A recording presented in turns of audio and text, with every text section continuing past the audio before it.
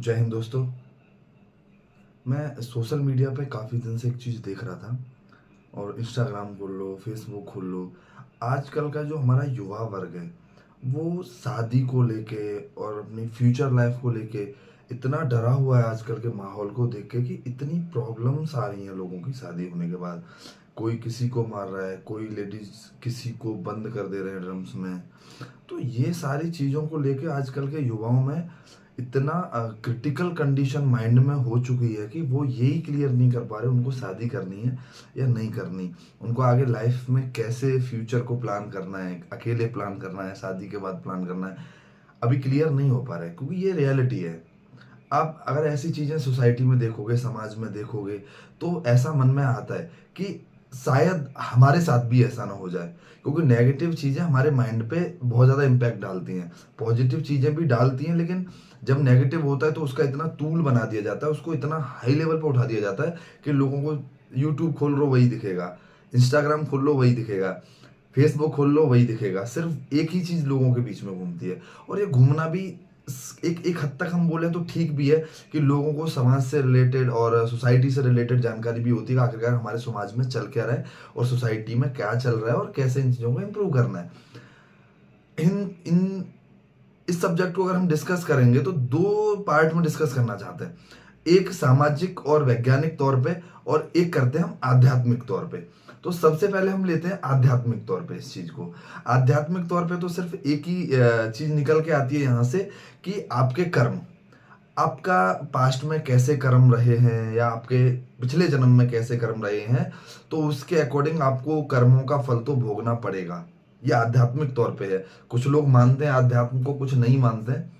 मैं जो मानते हैं उनके लिए ये चीज बोल रहा हूँ कि आपने पिछले जन्म में या इस जन्म में जो भी गलत कर्म किए होंगे किसी के साथ, वो आपके साथ ऐसा होना है तो आपको झेलना ही पड़ेगा। इसलिए अपने कर्म अच्छे रखें। और दूसरा हम सामाजिक चीजों में आते हैं। हम भौतिकवाद पे बात करते हैं आध्यात्मिक चौर को छोड़ के। तो भौतिकवाद में अगर हम इस चीज पे बात करेंगे तो प्रॉब्लम कहाँ हुई। पहले हमने जितने भी केस देखते थे, बचपन में सुनते थे, तो महिलाओं पे अत्याचार होता था। महिलाओं पे अत्याचार हो रहा है, महिलाओं पे अत्याचार हो रहा है। और जो सामाजिक तौर पे आई थिंक कई लोगों ने देखा भी होगा अपने अपने परिवारों में, फैमिलीज में, जो कि रियलिटी थी, ऐसा होता था। अत्याचार महिलाओं पे होता था। उस चीज में क्या होता था कि महिलाएं बोलती भी नहीं थी। आज भी काफी महिलाएं हैं जो अपना शांत रहती हैं परिवार की इज्जत बचाने के लिए, या चीजों को वो सोचती हैं, वो मतलब अंडरस्टैंडिंग पावर उनकी हाई लेवल की होती है कि वो उस चीज को अंडरस्टैंड करके सोचती हैं इस चीज को परिवार के अंदर ही सॉर्ट आउट कर लिया जाए, फैमिली में ही सॉर्ट आउट कर लिया जाए ताकि चीजें इंप्रूव हों।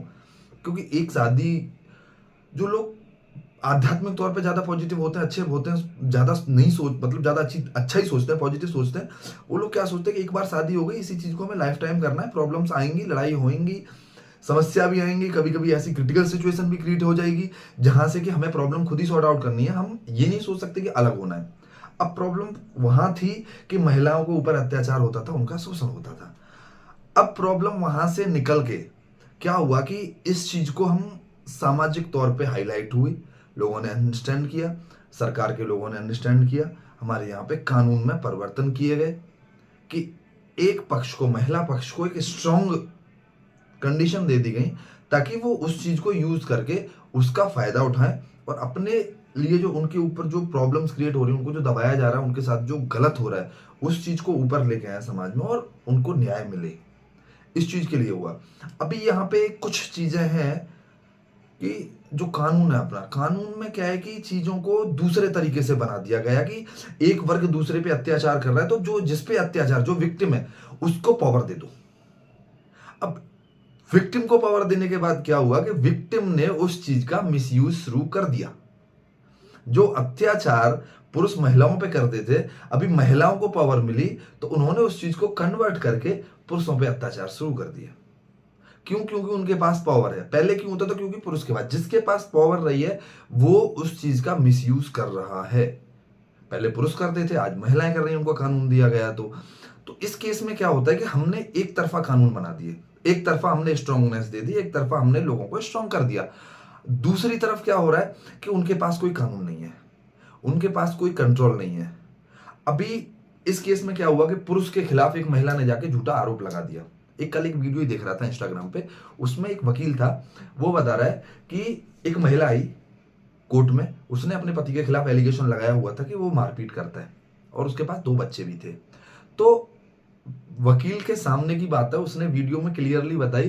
तो महिला को बोला, पुरुष को बोला गया कि तुम मारपीट करते हो, तो पुरुष ने अपने बच्चों की कसम खा के बोला, मैं कसम खा के बोलता हूं मैं नहीं करता मारपीट। अब महिला को बोला गया, वकील जो जज थे वो थोड़े से हंसनुमा थे, तो उन्होंने मजाक मजाक में बोला तुम अपने बच्चों की कसम खा के बताओ कि तुम्हारे साथ मारपीट करते हैं। तो महिला ने क्या बोला कि नहीं, बच्चों की कसम तो मैं नहीं खाऊंगी, पर ये मारपीट करते हैं।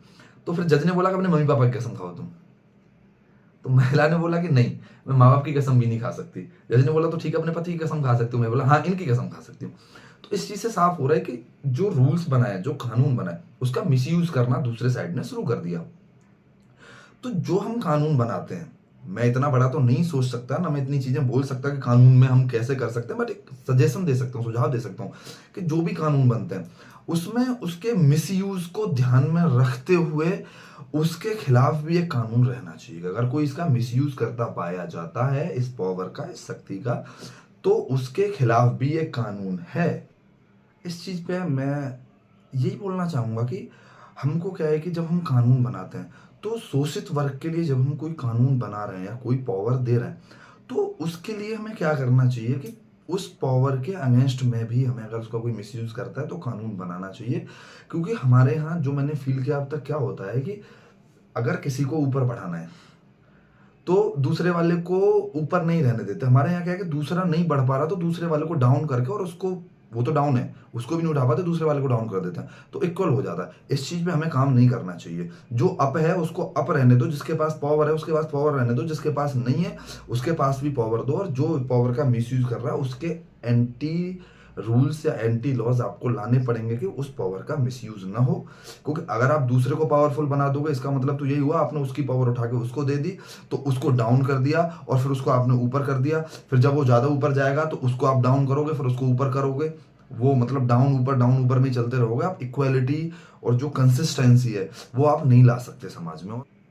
इस समाज को अब समझना पड़ेगा पुरुष का दर्द भी एक, क्योंकि पुरुष अपने दर्द को उस कंडीशन तक, उस लिमिट तक छिपा के रख सकता है, वो चीज़ों को समाज में नहीं आने देता है। और उसके साथ जब ये चीज़ें होती हैं, पुरुष हो या स्त्री हो, किसी के साथ भी जब ये चीज़ें होती हैं तो ये चीज़ें सामाजिक तौर पर एक्सेप्टेबल नहीं होनी चाहिए।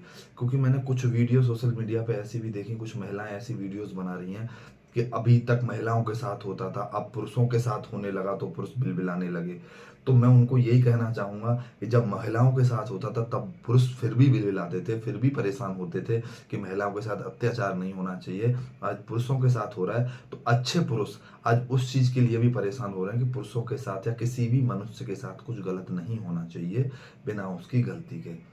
तो इसी चीज को कह के मैं इस वीडियो खत्म करूंगा। और मैं रिक्वेस्ट करूंगा लोगों से, अगर वीडियो पसंद आई हो तो वीडियो को लाइक करें, शेयर करें और चैनल को सब्सक्राइब जरूर कर दें, ताकि आगे भी वीडियोस में मैं ऐसे ही सामाजिक रूप से जो भी मेरे विचार रहेंगे आपके साथ शेयर करूंगा और अपने जो भी चीज़ें रहेंगे आपसे बातें करता रहूंगा। बहुत बहुत धन्यवाद।